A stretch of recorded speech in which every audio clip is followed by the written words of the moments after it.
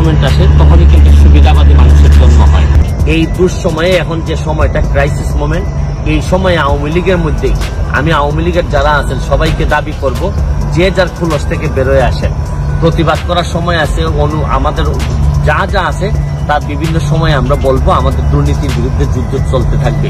শুনেন, দেশের মধ্যে দুই দলের মধ্যে বিভক্তি থাকতে পারে, কিন্তু আরেক দলকে পরাজিত করার জন্য বিদেশের যারা, আপনারা জানেন যে এই আমেরিকা কিন্তু ইতিহাসের পুনরাবৃত্তি। ৭১ সালের যুদ্ধের সময় আমেরিকা আমাদের বিরোধিতা করছে। এখন যখন বাংলাদেশ যখন অন্য লেভেলে চলে যাচ্ছে উন্নয়নের দিক থেকে, তখনও কিন্তু আমেরিকা আমাদের বিরোধিতা করতেছে। একটা কথা বলতে চাই, দুঃসময়ে দাঁড়ানোই কিন্তু বঙ্গবন্ধুর আদর্শের সৈনিকের কাজ। আমি মাননীয় প্রধানমন্ত্রী জননেত্রী শেখ হাসিনাকে বলবো, বহুত যুদ্ধ জয় করে আপনি আসছেন, ২১শে গ্রেনেড হামলার মতো এই হামলা থেকে আপনি বেঁচে আসছেন। আপনি কিন্তু আল্লাহর রহমতেই বেঁচে আছেন এই পৃথিবীতে। আপনার ভয়ের কিছু নাই, সামনের দিকে এগিয়ে যান। আল্লাহ উপরে, আল্লাহর বিশ্বাস যেহেতু আমাদের আছে, মনে রাখবেন আপনাকে কেউ